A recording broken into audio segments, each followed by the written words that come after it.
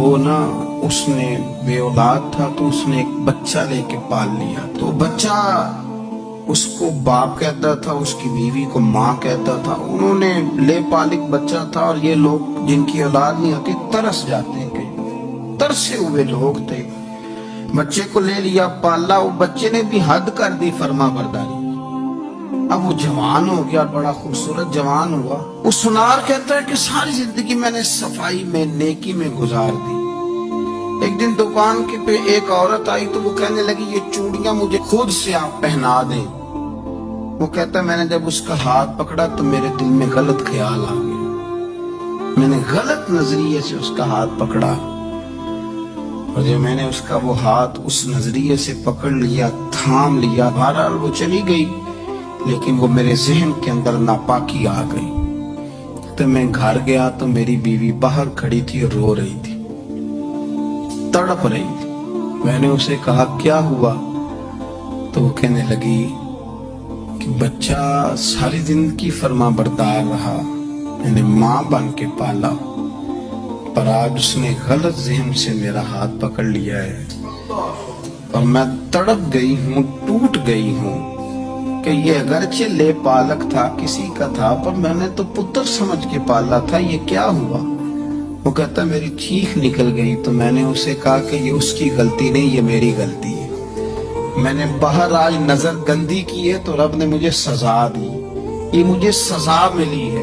تو کسی کی بہن کو پھول بھیجنا چاہتا ہے تو اگر اسی رات تیری بہن کو پھول آ گیا تو کسی کی بیٹی پر گندی نظر ڈالتا ہے, تو اگر یہ تیرے گھر میں یہ قرض چکانا پڑا. وہ ایک دوست ہے تو وہ پسند کی شادی کر رہا تھا اس کے گھر میں, تو اس کی بہن نے کہا ہے اس سے, اس کی بہن نے کہا, اس نے کہا بھائی تو مرضی کی شادی کر رہا ہے, میرا ابا اپنی پگڑی تیرے پیروں میں رکھتا ہے, ماں دوپٹہ رکھتی ہے کہ بیٹے ہم تباہ ہو جائیں گے, نہ کر. اور آج اگر تیرا یہ حال ہے تو پھر مجھے بھی اجازت دے, میں بھی مرضی کی شادی کروں. وہ کانپ گیا بری طرح سے. وہ کہتا ہے یہ تو کیا کہہ رہی ہے؟ اس نے کہا تو تیرے لیے اگر یہ جائز ہے تو میرے لیے کیسے منع ہو گیا؟ تو یہ کوئی مہذب قومیں نہیں جو ایسے کرتی ہیں, یہ کوئی تعلیم یافتہ ہونے کی یا گورا چٹا ہونے کی علامت. کیا آپ کسی کو پھول بھیجیں گے, شرم نہیں آتی؟ مہذب قوم اور شریف لوگ کون ہوتے ہیں؟ میرے نبی کریم علیہ السلام نے فرمایا الحیاء من الایمان, حیا تو ایمان کا حصہ ہے.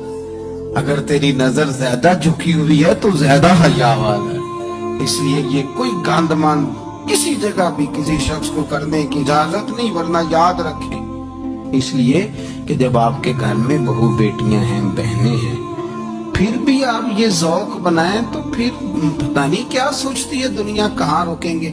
اس لیے یہ ساری رسومات ان لوگوں کی ہیں جو بے حیائی کو پروموٹ کرتے ہیں, اور پھر طرح طرح کے وائرس ان کی زندگیوں میں آتے ہیں, پھر ان کی لاشوں سے تعفن نکلتا ہے, تعفن, اور پھر یہ حال ہوتا ہے کہ وہ دفنانے کے نہیں جلائے جانے کے قابل ہو. اللہ سے ڈرے, اللہ ہمارے حال پہ رحم فرمائے. اس لیے کوئی ایسی غلط حرکت نہیں کریں, بچوں پر نظر